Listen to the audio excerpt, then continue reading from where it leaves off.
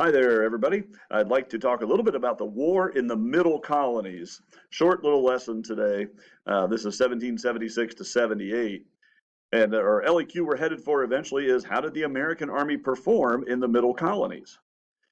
You know, the British had to withdraw from Boston in March of 1776. The Americans were able to capture cannons and things from Fort Ty, move them to the Boston area, force the British out. That's great. There they go. This is something we've wanted for a long time. We're pretty happy. Trouble is, you remember advantages and disadvantages. The Americans don't have a navy, so we cannot prevent the British from packing up on ships, moving up to Halifax, Nova Scotia, it's part of Canada, and then relaunching an attack into America. And the real problem is we don't know where they might be going. We can't stop them from returning. We don't know. Will they come back to Boston or New York or Baltimore or Norfolk or even Charleston, South Carolina? We don't know where they're going to be, and we can't cover all of those places. George Washington thinks they might be coming to the Philadelphia area, but he also thinks they might be coming to New York, so that's where he's going to try to put up a defense. Well, without a navy, it's really hard. The British do launch an attack into New York. They do so in what we call the Battle of Long Island. This piece of artwork shows the complete and total disaster the Battle of Long Island is for the Americans, where the British have the best military equipment, the best Navy equipment. They run us over in New York City. We call it the Battle of Long Island. Most of the actual fighting happens on Long Island, just outside of New York City. It's a complete disaster for the Americans. If you haven't already, you can get back to your battle scoreboard, and you can make it look like this. Long Island, August of 1776. The British invade New York and they win big. The British invasion of the Middle Colonies begins, that Middle Colony phase of the war. I have the name Nathan Hale on here. Nathan Hale is a man in New York City who's very much a supporter of the Americans, a big patriot. He actually goes to British homes of officers and whoever after they take over New York City, and he offers to be a tutor to their children. Wants them, the British people want their children to be taught in the best British tradition, right? So this Yale graduate, Nathan Hale, doesn't volunteer, he must be paid to tutor the children of British officers. And what he does really is he's looking for secrets, listening for any information he can get.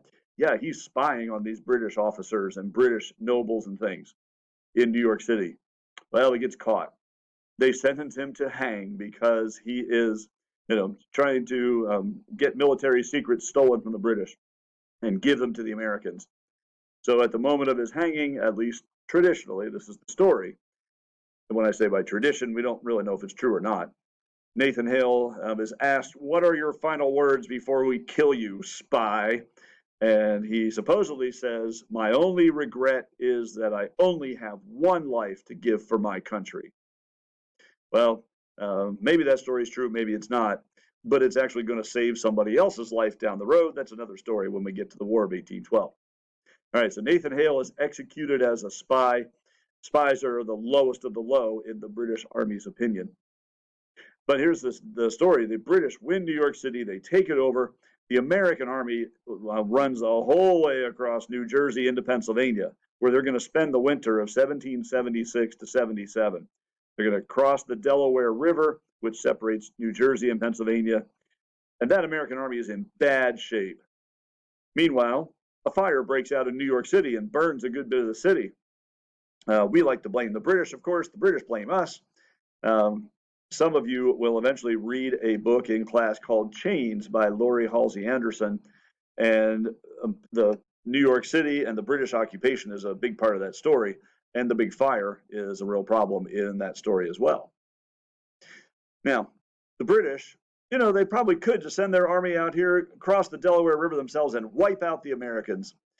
But, well, you'll see in a little bit in a Rev War in 4 video, they decide not to do that. They decide just to put up some outposts across New Jersey, just in case the Americans were to launch an attack. They'd have to fight their way through these Hessian soldiers first. Hessians are soldiers for hire, paid by the British to kind of do their dirty work. So Hessian soldiers are located in these cities.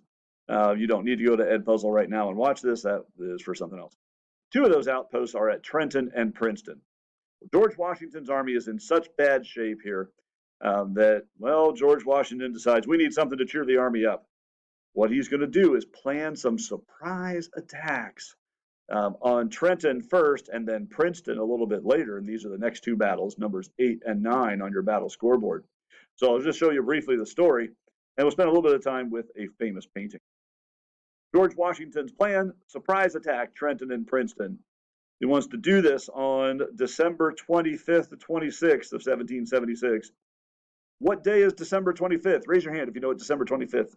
Yep, I see all those hands. You know, that's Christmas. George Washington is banking on the fact that these young Hessian soldiers are far from home in a strange country, lonely, missing their German homeland, even though they fight for the British. And maybe they're going to be partying a little too much on Christmas Day. Well, he's right. Those Hessians will be in no condition to fight anybody on December 26th. That's going to make the surprise attack at Trenton work. Maybe you've seen this funny Geico insurance commercial where George Washington is crossing the Delaware. The idea is the Pennsylvania is on the right side of the screen. They're crossing the Delaware River to the New Jersey side to go attack. Well, this commercial is having them, instead of cross the Delaware River, cross the Delaware Turnpike. I don't think actually Screencast will let me play this for you. You would be able probably to see the pictures but not hear the sound. George Washington is standing in a front of a boat. He is being rowed across the Delaware Turnpike. I'll look it up on Geico insurance commercial, Washington crossing, and you'll see it. Okay, so there's George Washington crossing the Delaware. This very famous painting that you might have seen before is depicting that same scene, with George Washington's army going across the Delaware River. George Washington very dramatically standing in the boat. Others around him, they're rowing, they're pushing ice out of the way. Obviously, it's a very cold evening, December 25th of 1776. You'll see like the light of inspiration around George Washington. If you look at all the different elements of the painting, you'll notice horses, you'll notice people, some who are men and some who might be women.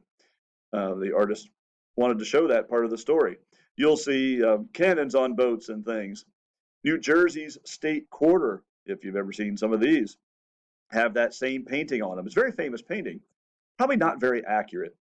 Now, for our class, we're not going to show you today some of that movie called The Crossing because we're going to do other stuff. But there is a TV movie out called The Crossing where Jeff Daniels plays the role of George Washington. Maybe you've heard of Jeff Daniels before. He's known for playing in some very funny comedies like Dumb and Dumber. This is Jeff Daniels. So if you've seen Dumb and Dumber, it's quite a jump in your mind to have him going to be George Washington. So, you know, a little mental gymnastics to go from Dumb and Dumber and driving the shaggin' wagon and doing all the goofy stuff that he and Jim Carrey are doing in Dumb and Dumber, and then watch the same actor be the very serious George Washington. Well, let's finish up our story here today with the battle scoreboard. We have Trenton and Princeton. December 26, 1776, Americans launch a surprise attack on Trenton. They win. It's a big, big deal. It at least gives General George Washington's army some hope in this war where they've done so badly in the Battle of Long Island. The Americans do it again on January 3rd. The British have not gotten any smarter. Where they are surprise attacked again. And, you know, Trenton and Princeton are pretty much the same story. The Americans launch surprise attacks and are very, very successful. Kind of boost the American Army's morale and their spirit. Kind of like maybe your sports team you might have played on at some point when you haven't won a whole lot of games and you played pretty badly, but all of a sudden you get it together and you start to win. Well, this is why Trenton and Princeton are a big deal. We're actually going to start to win some battles from here. Now, we'll talk about the turtle some other time, but where we are right now is, you know, the Americans don't do very well at the Battle of Long Island. They get much better surprise attacks at Trenton and Princeton. There's plenty of other stuff going on, but next week we'll get to the Battle of Saratoga and how this will be a big turning point in the war for the Americans. You don't have to answer your LEQ today about how the American Army is performing in the Middle Colonies because there's more to the story. And this is the end of our story, though, for today.